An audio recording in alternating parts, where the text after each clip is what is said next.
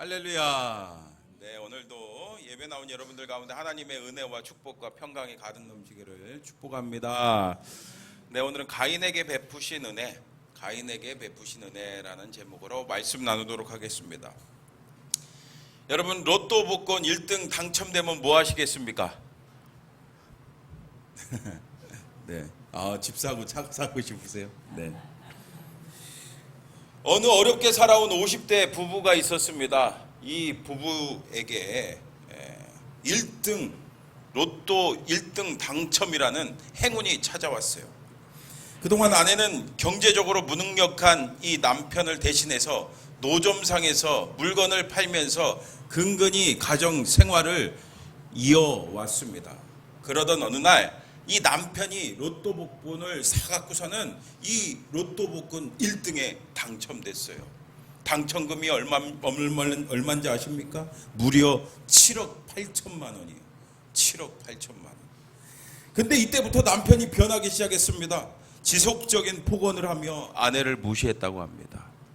그러다가 남편은 아내와 상의도 없이 땅을 샀어요. 땅.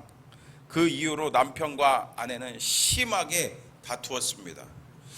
남편은 홧김에 망치를 가지고 왔어요. 막 아내를 위협했습니다. 그 모습을 보고서는 아내가 열이 받아서 그 망치를 빼앗아서 그만 그 남편을 그 망치로 마구 두드려 팼습니다. 사실은 죽일 마음은 없었는데 망치로 두드려 패니까 어떻게 되겠어요? 그 자리에서 이 남편이 죽고 말았어요. 아내는 살해할 의도가 없었다고, 고의가 아니라고 막 이야기를 했지만 안타깝게도 대법원에서는 그 이야기를 받아들이지 않고 징역 12년 선고를 했다고 합니다. 참 안타깝죠. 여러분, 이렇게 그들에게는 행운이 오래가지 않았습니다. 근데 여러분, 만약 이 부부에게 이 로또 복권 1등이라는 당첨이, 이 행운이 찾아오지 않았다면은 이 부부는 어떻게 됐을까요? 아무리 삶이 힘들었을지라도 그냥 그럭저럭 잘 살지 않았겠습니까? 여러분, 이 세상에 그렇습니다. 우리가 이것만 더 있으면은 행복할 거라고 생각하죠. 뭐 돈이나 물질이나 뭐 건강이나 뭐 그런 것들이죠.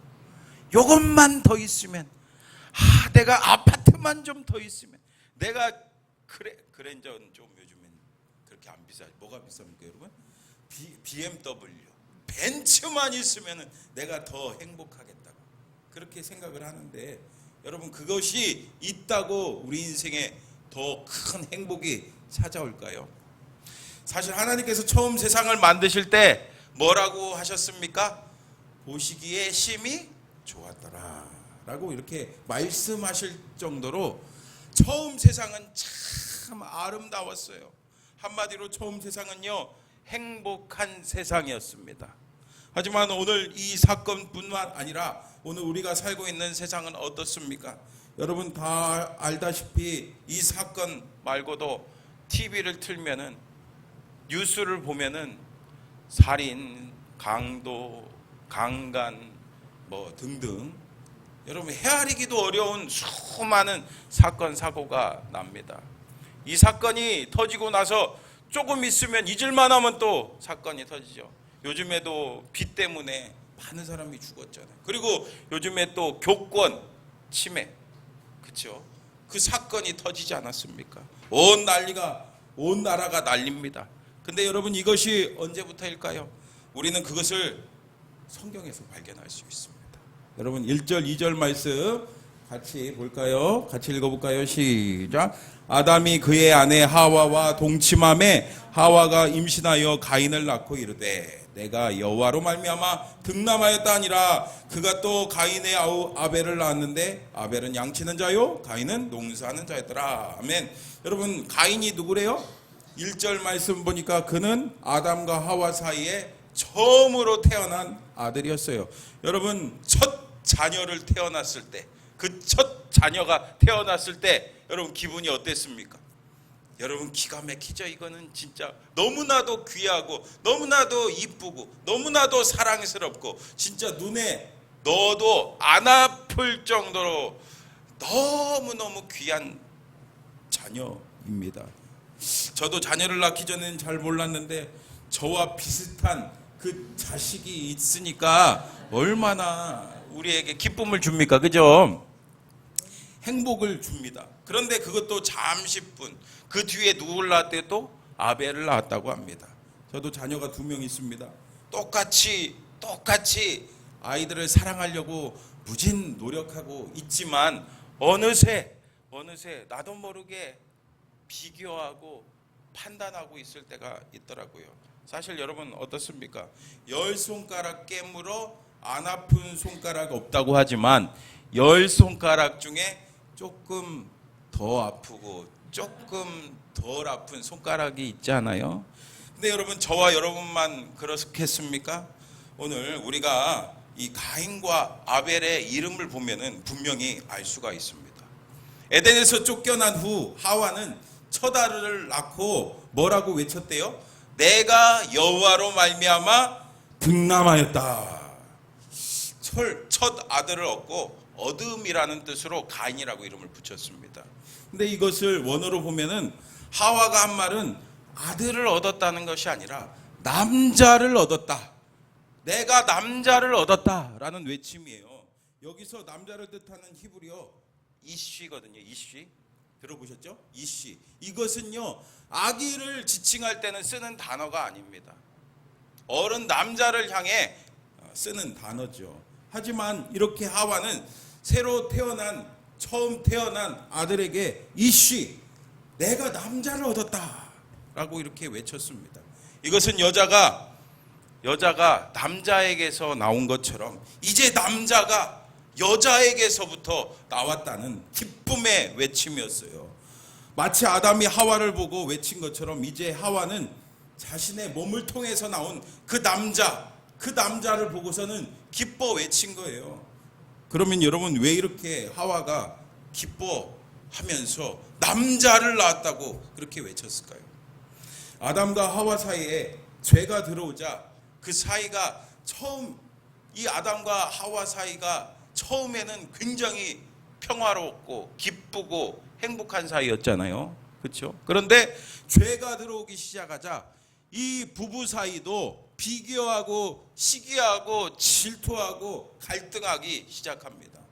여러분 아담과 하와가 하나님께서 먹지 말라고 한 그 선악과를 먹고 죄를 지었을 때 하나님 앞에 걸렸죠? 하나님 앞에 걸려갖고 뭐라고 합니까? 이 아담이 또 하와가 서로 남 탓을 합니다. 저 여자가 저 남자가 서로 비교하면서 네 죄가 크다. 네 죄가 크다. 네 죄가 크다 막 하면서 서로 비교하고 비난했습니다. 더군다나 둘째의 이름을 보세요. 시간 지나 이제 아담과 하와 사이에 둘째가 태어났어요. 둘째 이름이 뭐예요? 네, 아벨이죠. 아벨. 아벨의 뜻은요 허무하다, 헛됨 이런 뜻입니다. 아무것도 아니라는 거예요. 별거 아니라는 거예요. 그래서 오늘 말씀을 보면은 아벨을 낳고 아무 말도 없잖아요. 여러분 악플보다 무서운 게 뭔지 아세요? 무풀입니다. 무풀. 관심 없다는 거예요. 별거 아니라는 겁니다.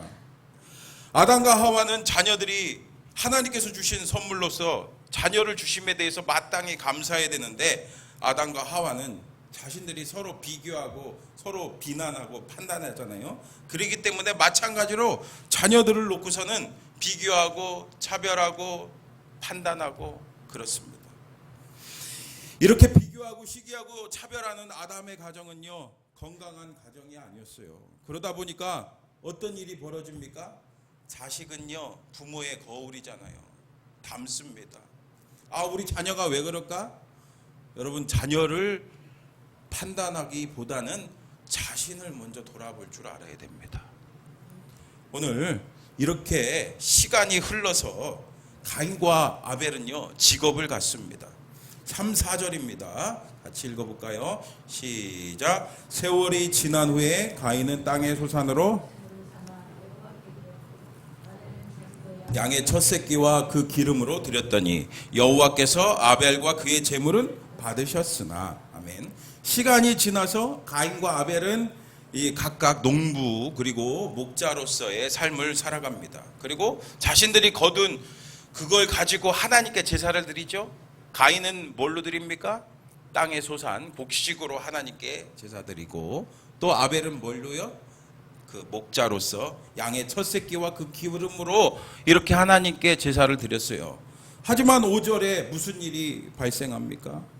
5절 말씀 또 6절까지 말씀 보세요. 가인과 그의 제물은 받지 아니하신지라. 가인이 몹시 분하여 안색이 변하니 여호와께서 가인에게 이르시되 내가 분하여 하면 어찌 됨이냐, 안색이 변하면 어찌 됨이냐. 아멘. 하나님께서는 아벨의 제물은 받으셨지만 가인과 가인의 제물은 받지 않으셨어요. 여러분들이 가인이라고 생각해 보세요. 여러분들이 가인이라고 한번 생각해 보세요. 아니, 저 아벨의 제물은 받으시고 왜 내 건 안 받아? 왜 하나님 왜 차별하고 난리야? 그러겠죠. 화나겠죠. 더군다나 어렸을 때부터 아담과 하와의 이 가정은 앞서 말씀드렸다시피 비교하고 서로 차별하는 그런 집안이었기 때문에, 그런 것을 보고 배운 그런 삶을 살았기 때문에 이런 반응은 당연한 것이었어요. 이렇게 그는 몹시 분하여서 안색이 변했습니다. 너무너무 화가 나면 여러분 얼굴빛이 바뀌죠? 여러분 이렇게 보니까 화난 분이 하나도 안 계시네. 그렇죠? 화나면 막 얼굴이 울그락불그락 변하는 거예요. 근데 여러분, 왜 하나님께서 아벨의 제물만 받으시고 가인의 제물은 받으시지 않았을까요? 여러분 궁금하시죠? 사실 그 이유에 대해서 성경을 보면 정확하게 나오지 않기 때문에 우리가 알 수가 없습니다. 다만 추측할 뿐입니다. 학자들이 다양하게 그 이유를 설명하죠. 첫 번째로 하나님은 목자를 선호하신다는 분도 있고, 두 번째로 하나님은 희생제사를 더 좋아하신다는 분도 있고, 세 번째로 하나님의 선택은 전적으로 그분의 뜻이고, 또 네 번째로 히브리서 11장의 말씀에 근거해서 아벨은 가인과 달리 믿음으로 드렸기 때문이다 라는 주장도 있고, 또 다섯 번째로 가인은 자신의 것 가운데 일부를 드렸지만 아벨은 최고를 드려서 하나님께서 받으셨다는 이런 이야기를 하는 분들도 있습니다. 여러분 뭐가 맞는 것 같아요? 그러나 오늘 창세기 4장만을 놓고 볼 때 우리는 확실하게 알 수가 없습니다. 하지만 분명한 것이 있죠. 여러분 7절 말씀 보세요. 7절 같이 읽어볼까요? 시작. 내가 선을 행하면 어찌 낯을 들지 못하겠느냐? 선을 행하지 아니하면 죄가 문에 엎드려 있느니라. 죄가 너를 원하나 너는 죄를 다스릴지니라. 아멘. 여러분 죄가 뭡니까? 죄. 성경에서 말하는 죄는요, 이 활 쏘는 사람들이 관역을 제대로 못 맞히는 거, 관역에 화살이 정확하게 들어가지 않은 거, 그것을 죄라고 합니다.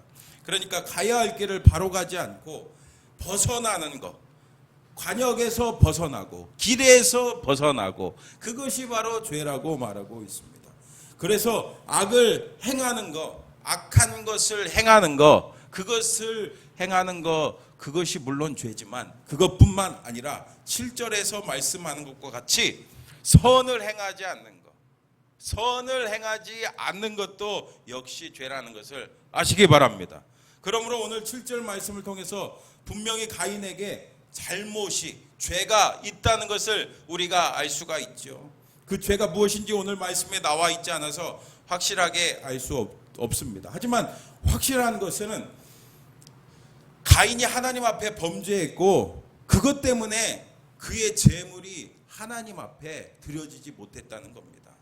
더군다나 오늘 말씀을 잘 보면 4절 후반에서 5절 전반에 보면은 아벨과 그의 재물, 또 가인과 그의 재물, 이렇게 말씀하고 있어요. 그러니까 하나님께서는 재물만 중요한 것이 아니라 무엇도 중요하다는 거예요? 바로 제물을 드리는, 제사를 드리는 그 사람이 중요하다는 그 말씀을 우리에게 가르쳐주고 있습니다. 여러분, 하나님께서는 무엇을 보시는 분이세요? 사람의 중심을 보시는 분이십니다. 정리하자면은 하나님께서는 가인의 죄 때문에 그와 그의 제물을 받지 않으셨습니다. 어쨌든 가인은 자신과 그 자신의 재물이 하나님께 거부되었다는 그 사실과 그 아벨과 달리 자신이 이 재물이 그리고 제사가 그 받아들이지 않았다는 그 차별 때문에 너무나도 화가 나서 낯을 들지 못합니다. 거기에다가 하나님이 뭐라고 하셨어요? 너는 죄를 다스리라. 너는 죄를 다스리라고 하면서 가인에게 질책까지 하죠. 그러나 사실 이것은 질책이 아니었어요. 하나님께서 죄가 얼마나 무서운 결과를 가져오는지 하나님은 너무나도 잘 알고 계셨기 때문에 죄를 다스리라고 하신 거예요. 회개하라는 거예요. 돌이키라는 거예요. 한마디로 회개할 기회를 그에게 주신 겁니다. 그러나 가인은 자기를 편애하는 그 사랑의 차별은 인정하면서도 하나님께서 아벨의 제물만 받으시는 그 제사의 차별은 인정하지 않았어요. 받아들일 수가 없었어요. 그리고 자신의 잘못을 인정하기는커녕 남 탓을 합니다. 내가 한 것이 아니라 저 하나님이 문제고 저 아벨이 저 문제다 하면서 사실 어렸을 때부터 집안에서 그거 배웠거든요. 집안에서 엄마 아빠한테 그거 보고 배웠거든요. 결국 분을 참지 못하고 어떻게 됐습니까? 우리 8절 같이 읽어볼까요? 8절 시작. 가인이 그의 아우 아벨에게 말하고 그들이 들에 있을 때 가인이 그의 아우 아벨을 쳐 죽이니라. 이야! 하면서 쳐 죽였대요. 자기 동생에 대한 시기심, 증오심 그것을 품게 돼서 그 분을 품게 돼서 마침내 동생 아벨을 그냥 쳐 죽였어요. 근데 사실 이 살인은요 우발적인 사건이 아니었습니다. 그냥 열받아서 죽인 게 아니었어요. 순간 열받아 갖고 죽인 게 아니에요. 8절 상반절에 뭐라고 말씀하고 있습니까? 가인이 그의 아우 아벨에게 말했다고 했습니다. 그러니까 들에서 죽였다고 하죠. 그러니까 가인은 아벨을 죽이기 위해서 그를 꼬드겼어요. 계획한 겁니다. 그러니 이것을 미루어 봤을 때 이 가인은 아벨을 죽이기 위해서 계획했다는 것을 우리가 미루어 짐작해 볼 수가 있어요. 여러분, 이게 얼마나 끔찍한 범죄입니까? 물론 우발적인 살인도 무서운 범죄지만 계획 범죄, 계획 살인은 더 큰 죄 아니겠어요? 그러나 여러분, 아무리 기가 막히게 계획을 꾸몄어도 하나님께서 모르실까요? 하나님은요 다 아십니다. 다 보고 계십니다. 우리 9절 말씀 같이 읽어볼까요? 9절 말씀 시작. 여호와께서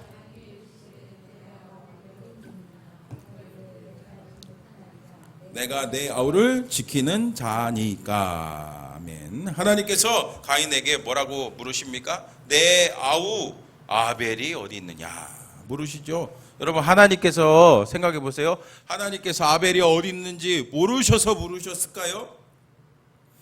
그리고 이 하나님의 질문 어디서 우리가 많이 보지 않았습니까? 하나님께서 가인에게 묻는 내 아우 아벨이 어디 있느냐라는 질문은 선악과를 먹은 아담에게 내가 어디 있느냐라고 묻는 그 같은 패턴입니다. 그렇습니다. 하나님께서는 아담에게 그랬듯이 가인에게 무슨 기회를 주는 거예요? 회개할 기회를. 하나님, 제가 잘못했습니다.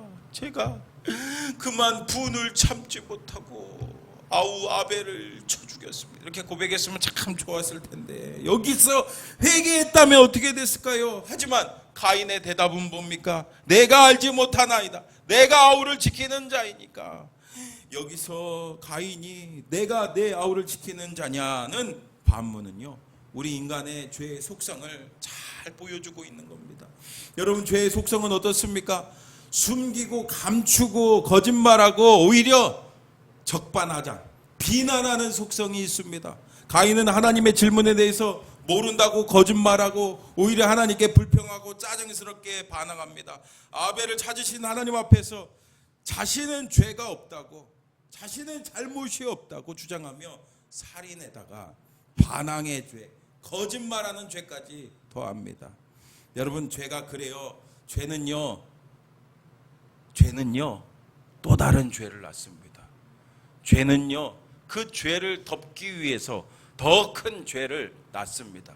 여러분 우리나라 속담도 있잖아요. 뭐 있습니까? 바늘도둑이 소도둑된다. 그러면 더 큰 죄에 빠지지 않고 죄에서 벗어나려고 하면은 어떻게 해야 될까요, 여러분? 맞습니다. 우리가 죄라고 깨달았으면은 즉각 회개하는 거예요. 즉각 회개하는 겁니다. 빨리 돌이켜서 회개하면 됩니다. 그러나 안타깝게도 이렇게 계속해서 하나님께서 회개할 기회를 주시는데도 불구하고 가인은요 회개하지 않습니다. 가인의 대답을 듣고 하나님께서 10절에 뭐라고 말합니까? 우리 10절 말씀 같이 읽어볼까요? 시작. 이르시되 내가 무엇을 하였느냐? 내 아우의 핏소리가 땅에서부터 내게 호소하느니라. 아멘. 여러분 이거 보세요. 이거 보세요. 하나님이 모르세요? 아세요? 하나님이 다 아세요. 하나님이 다 아십니다. 이제 하나님께서는 그 사건에 개입하셔서 판결하십니다. 여러분 11절 12절 말씀 보세요. 땅이 그 입을 벌려 내 손에서부터 내 위의 피를 받았은즉 내가 땅에서 저주를 받으리니 내가 밭을 갈아도 땅이 다시는 그 효력을 내게 주지 아니할 것이요 너는 땅에서 피하며 유리하는 자가 되리라. 아멘. 죄의 결과는요 여러분 무섭습니다. 그에 대한 처벌은 반드시 받습니다. 세상의 법도 그렇잖아요. 사람이 만든 법도 우리가 죄를 범하면은 그 죄에 합당한 벌을 받는데 온 세상을 지으신 하나님께 죄를 지으면 어떻게 되겠어요? 맞아요. 가인은 자신이 저지른 죄에 대한 대가를 치르게 됩니다. 여러분 분명히 아시기 바랍니다.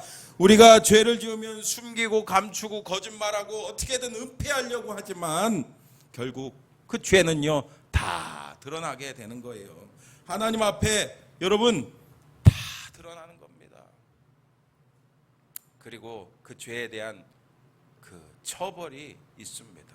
심판이 있습니다. 우리가 잘 아시는 그 화성연수의 살인 사건 여러분 기억나시잖아요. 오랫동안 몇십 년 동안 미제 사건이었잖아요. 근데 어떻게 됐어요? 그 범인이 잡혔잖아요. 그래서 요즘에는 화성 연쇄 살인 사건이라고 안 부르고 이춘재 연쇄 살인 사건으로 이름이 바뀌었어요. 여러분 이렇게 모든 것이 밝혀진 지금 가인은 두려워서 벌벌 떱니다. 아벨의 죽음을 아랑곳하지 않던 그였지만 자신이 벌 받는다고 생각하니까 그리고 자신이 그 벌로 인해서 죽음이 오지 않을까 그게 너무 무서워서 벌벌 떨고 있습니다. 13절 14절 말씀 보세요. 가인이 여호와께 아뢰되 내 죄벌이 지기가 너무 무거우니이다. 주께서 오늘 이 지면에서 나를 쫓아내시온즉 내가 주의 낯을 배웁지 못하리니 내가 땅에서 피하며 유리하는 자가 될지라. 물은 나를 만나는 자마다 나를 죽이겠나이다 하고 벌벌 떨면서 하나님 앞에 이야기합니다. 참 안타까운 장면이 있죠. 여기서라도 하나님 제가 잘못했습니다. 용서해 주세요 하면서 싹싹 빌었다면 회개했다면 좋았을 텐데 그는 끝까지 회개하지 않습니다. 오히려 뭐라고 합니까? 자신의 이 죄의 짐이 그 벌의 짐이 너무 무겁다고 토로합니다. 그리고 사람들이 자신을 죽일까 봐 두려워합니다. 이렇게 그저 자신의 안전과 생명만 최고의 관심입니다. 여러분 이 얼마나 이기적이고 뻔뻔한 인간입니까? 여러분 우리 같으면 이 가인 어떻게 하겠어요? 이렇게 회개할 줄 모르고 자신의 죄를 깨닫지 모르는 이 인간 용서해 주지 않고 그냥 더 큰 벌을 내려줄 수 있을 텐데 이 간구를 우리 하나님은 어떻게 하십니까? 15절 16절 같이 한번 읽어볼까요? 시작. 여호와께서 그에게 이르시되 그렇지 아니하다. 가인을 죽이는 자는 벌을 7배나 받으리라 하시고 가인에게 표를 주사 그를 만나는 모든 사람에게서 죽임을 면하게 하시니라. 가인이 여호와 앞을 떠나 에덴 동쪽 노 땅에 거주하더니. 아멘. 하나님께서 어떻게 하셨대요? 그 가인의 그 기도에 그 가인의 간구에 응답해 주셨습니다. 여러분 놀랍지 않습니까? 범죄한 아담과 하와를 위해 손수 하나님이 뭘 입혀 주셨어요? 네, 가죽 옷을 입혀 주듯이 하나님께서는 범죄한 이 가인을 보호하기 위해서 그에게 뭘 주셨대요? 표를 주셨습니다. 그리고 가인을 죽이는 자는 7배나 되는 벌을 주겠다고 약속해 주셨어요. 여러분, 그렇습니다. 여기서 우리는요, 우리 하나님 아버지의 마음을 분명히 알아야 됩니다. 하나님께서는 가인의 죄는 미워하시지만 하나님에 의해 창조된 인간들에 의해 처음 태어난 인간, 그 가인에 대한 그 사랑과 은혜는 거두시지 않으십니다. 물론 가인은 자신의 범죄에 따른 그 죄값으로 이곳저곳을 방황하고 자신의 순간적인 실수를 후회하면서 농사꾼이 땅으로부터 버림받아 그냥 생명을 근근히 유지하면서 떠돌아다녀야 되겠지만 그 죄값을 반드시 치러야 되기 때문에 그렇죠. 그러나 창세기 4장 17절 이후의 말씀을 보면은 가인이 노 땅에서 정착한 이후에 그 가인의 족보를 쭉 볼 수가 있습니다. 이것은 비록 유랑인으로 고통을 한동안 겪었지만 결국 하나님의 은혜로 가인도 한 족속을 이룰 정도로 하나님의 그에 대한 은혜를, 그 사랑을 거두지 않으셨다는 것을 우리가 알 수가 있습니다. 이처럼 그는 하나님에 의해서 살았습니다. 그의 잘못된 잘못된 죄에 대한 그 대가를 치러야 됐지만 하나님의 사랑과 배려와 은혜는 그 저주를 넘어서 한 족속을 이루는 희망의 그루터기가 되었다는 것을 우리가 알 수가 있습니다. 그렇다면 여러분, 이 하나님께서 가인에게 보여주신 그 사랑, 그 배려, 은혜, 그것이 가인에게만 뿐이겠습니까? 금쪽 같은 내 새끼 여러분 보시나요? 그 TV를 보니까 그 프로그램이 있습니다. 이 프로그램은 문제가 있는 아이를 가진 부모가 나와서 관찰 카메라를 함께 보면서 그 아이의 문제를 해결해 주는 그 프로그램이잖아요.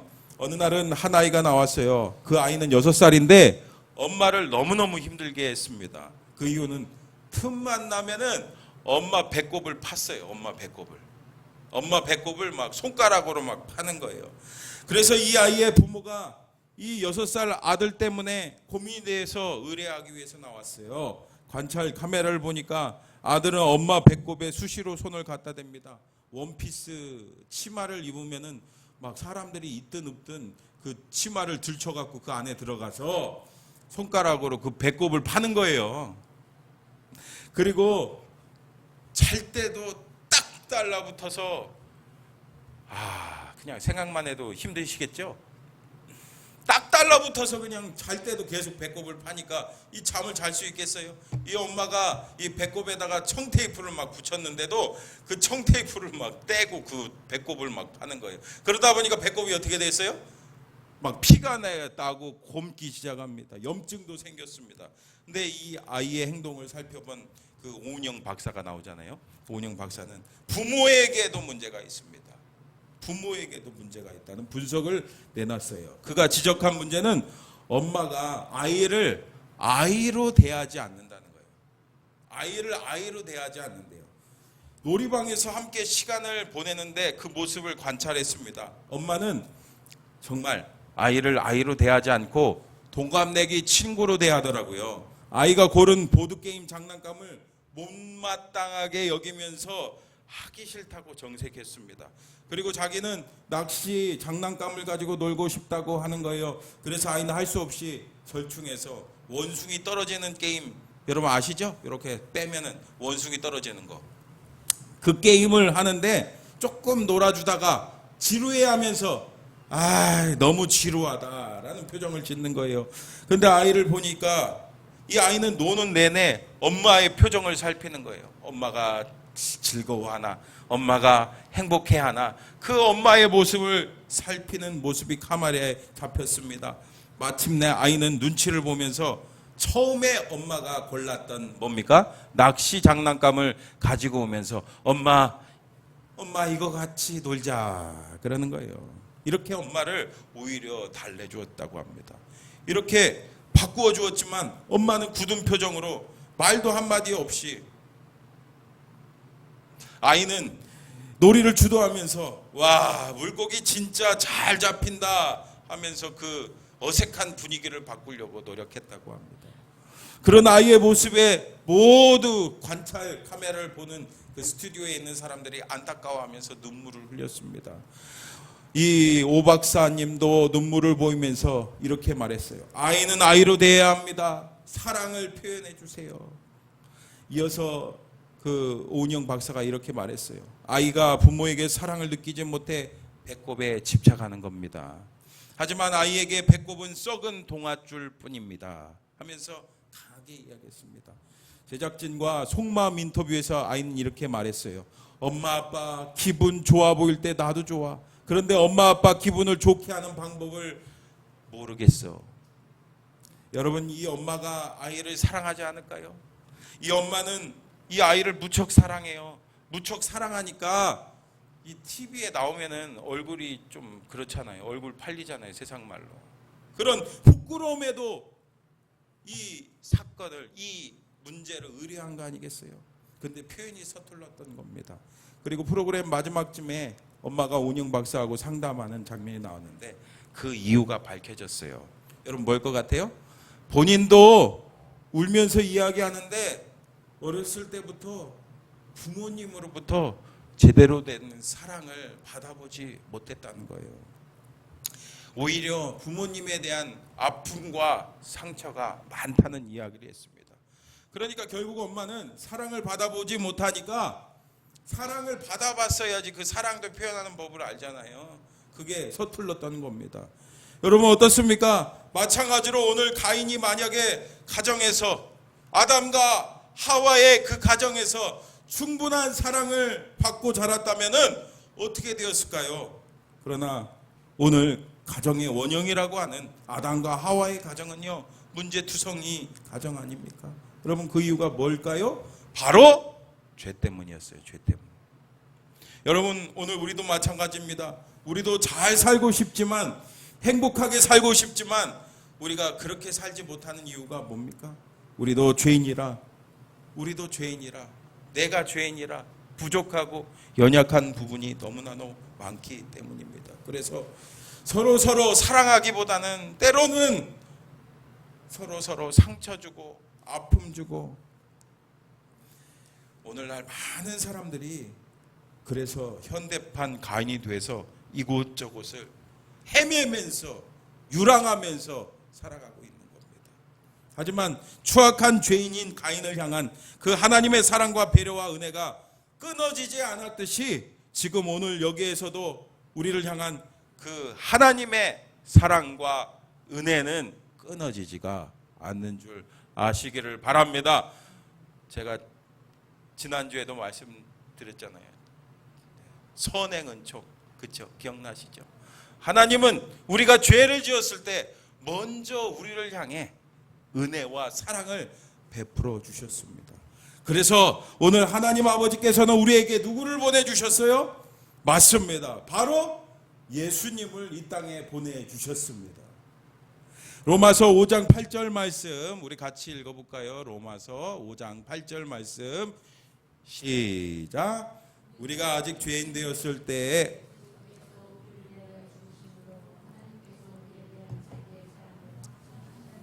아멘. 하나님께서는 그렇습니다. 우리 죄인들을 절대로 포기하지 않으십니다. 끝까지 사랑하셔서 독생자이신 예수님을 이 땅에 보내주셨습니다.